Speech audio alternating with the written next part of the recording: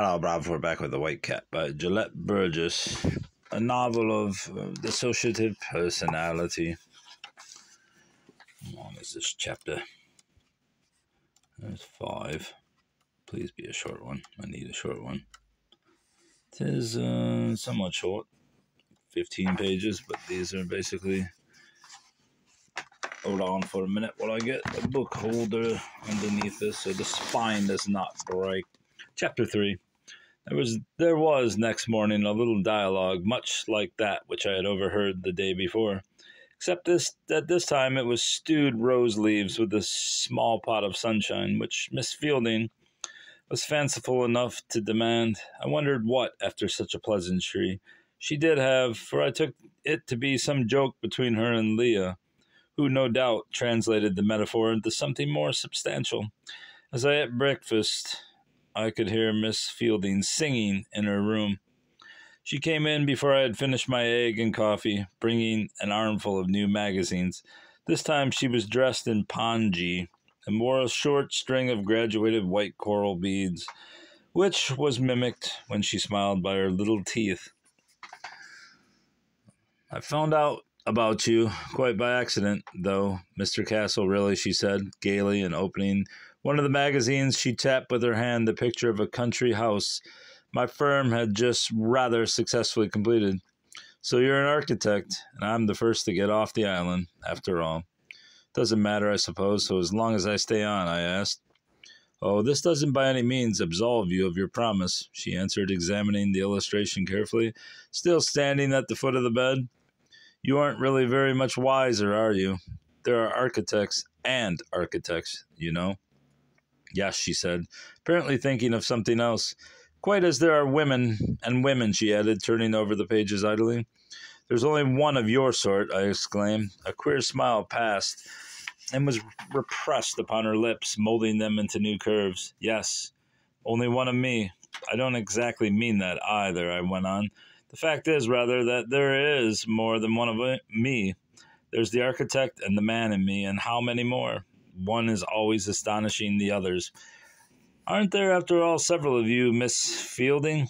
She gave me a frightened glance, then tossed the magazine on the bed. It wasn't petulance. She seemed to be disturbed at the subject. Oh, I'm only a white cat, she said cryptically. She seemed anything but that to me. I'll tell you about it sometime. Perhaps, she added, but not now. She stood with her hands behind her back, raising herself on her toes, and changed the subject.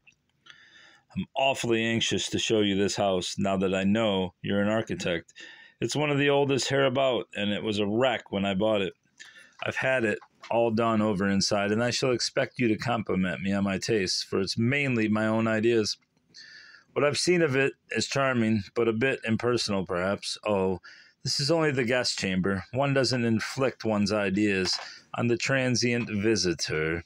Of course, this is a bloodless, sexless place. You'll find personality enough in my room, I fancy. I hope you'll be able to get downstairs by day after tomorrow and have a chance to look about at the place. I'm sure you'll love Mid Meadows. I'm expecting the doctor down here this afternoon, and he'll probably be able to tell you how long you'll have to stay. I do hope you won't get well too fast, Mr. Castle. Trust me for that, I said. I give you fair notice. I shall probably do some malingering, but I shall be glad to see the doctor, if only to make sure that I can impose on him. My heart sank, nevertheless, at the thought of his interruption of our idyll. I felt an illogical right to her by discovery, a certain franchise in her good graces that fate herself had given me.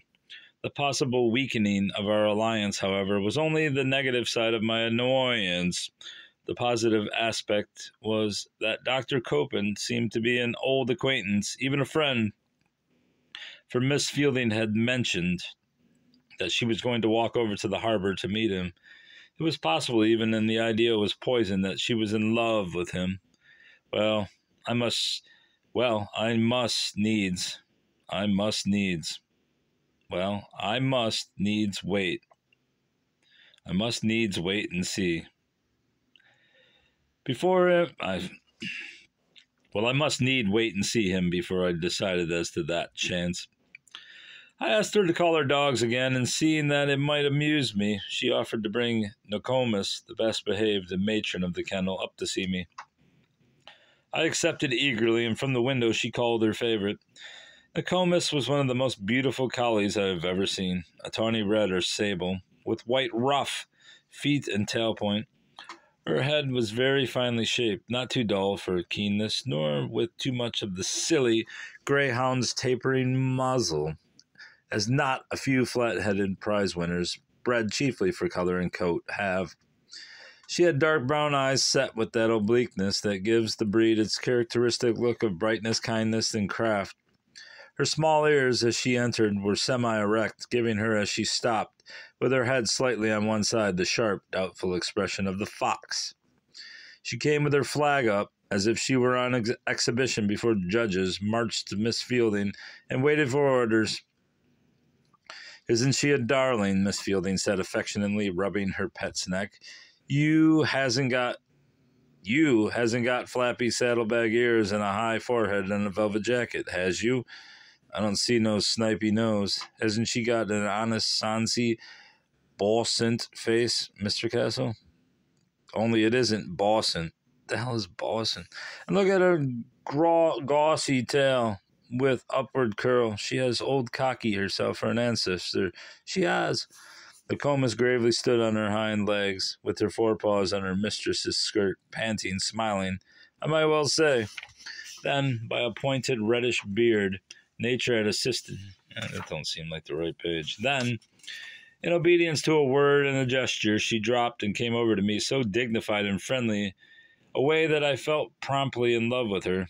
Her outer coat was abundant, straight, and stiff, the under one so thick and soft and furry that I could not find the skin. Her ruff was magnificent, her chest deep and strong. I was sure she would be a good worker. Her wit had already been proved. Miss Fielding was pleased with my appreciation and consented to have Nokomis remain, and so, for the rest of the day, except for occasional inquisitive excursions, she lay on the floor beside my bed, thumping her tail and listening attentively whenever I looked down to speak to her. Early in the afternoon, Miss Fielding put on a fresh linen waist and corduroy skirt to set out for the station. Before she went, she moved about the room, readjusting the flowers, drawing a shade or two, which threatened to let the sun into my eyes, renewing my pitcher of water, and so on, giving me in 5 minutes a dozen evidence of her tact, thoughtfulness, and consideration. Then, with the last warning to Nokomis to take good care of me, she went away, leaving the apartment depressingly empty. Leah came in occasionally, however, to see if I was comfortable, but I could get little talk from her. She answered all my questions, looking at me with her melting, deep brown eyes, which were really not a little like those of old Nokomis, but volunteering no remark of her own. Between the two, I managed to be fairly patient till, at about 3 o'clock, Miss Fielding returned with the doctor. I was aware of their approach for some time before they arrived by the joyous barking of the collies in front of the stable. At this, Nokomis pricked up her ears, but was too well bred to pay more attention. I had laughed at her for yawning wide with her wolf-like jaws, and she was sensitively on her dignity. Dr. Copen was tall and thin and younger than I had expected, and like most young doctors, he attempted to make much of his years by a pointed reddish beard. Nature had assisted him in this attempt also by removing enough of his hair to give him a shiny, bald forehead almost to the crown of his head, and making him nearsighted enough to require strong eyeglasses, but all this could not induce me to think him more than 27 or 8 years of age. His eyes were of that china blue which, with red hair, is so apt to give a selfish, heartless expression, which went very well with his general bloodlessness. Except for those protruding blue eyes, he might, with his yellow-brown suit and his slender, long hands, have been an animated caricature done in red chalk. Worst of all, to my mind, he made puns. He approached me with the jocose air affected by physicians and looked me over with a grin. I could see under his sparse beard that he had a lizard receding comically. "Well, Mr. Castle," he said, "I expect you haven't been climbing any more trees with your machine lately, have you?" Feeling like Adam after the creation of Eve. With that fourth rib of yours, let me have a feel of it. Ah. He prodded me a little. Well, we're doing so-so, he went on. If you were a football player, you'd be up in 5 minutes. How's the head? I suppose you haven't had quite such a big one since you put on long pants. You're not having many long pants these days, I fancy, with that cracked bone in your chest, are you? And so on. I tried to smile and did not succeed till I had caught sight of Miss Fielding's face, frowning over his shoulder. I was doing well, it seemed. It was nothing but a matter of time and patience. The worst of it was the shaking up, and for that, rest was all that was necessary. I answered his pleasantries, asked him the news in town, and thanked him for what he had done, which, indeed, was not much. If I had given the impression that he was an ass, that was not at all how he impressed me, though he persistently refused to talk sense, and turned everything I said into jest. I was... Can't flip this page. Ready enough to believe that he knew his business and stood well in the profession. I got little more than this, however, for he soon left for a talk, likely a professional one, I imagined, with my hostess. This lasted till after an early dinner. He left the house to be driven back to the station by Uncle Jordan. Idle and bored as I was, while alone, I speculated upon his relations with Miss Fielding, but from what I had seen, I could hardly regard him as a rival. Still, I knew well enough that one could not predicate from a man's appearance how women might like him. Dr. Copen could not be here in attendance, much less as a visitor, unless there was some value in him. He evidently knew the place well enough to have been at Mid Meadows often. It made me, for no particular reason that I could name, uncomfortable. It was still and warm, the beginning of the hush of twilight. The birds chattering quieted when voices came plainly up to me through the open window beside my bed. Miss Fielding and the doctor were coming round the corner of the house on their way to the stable. I wish when she comes next time you'd have Leah let me know, I heard Dr. Copen say earnestly. I won't promise to do that, was her reply. Why not? He asked sharply. Why do you want to know? She asked. You know well enough. You know how interested I am in her. I wish I did. This was the last I could make out, for they passed into the yard behind the house. I heard the carriage drive off, and soon after Miss Fielding's voice inside the house calling for Leah to come down. I thought that I detected a strain of excitement, even of alarm in her tones. A half hour afterwards, she came into my room with a chessboard and asked me if I played the game. I was delighted to try it with her, though I was poor enough at it, and she beat me easily. She was quite as charming as ever, but as I studied my strategy, she had time in the silent pauses to fall into the little moods of reverie, letting the talk drop naturally. I was not too absorbed in my play to notice it, and once or twice I looked up from the board to see her face show a tragic expression, clearing, under my surveillance, with what seemed to be a forced smile.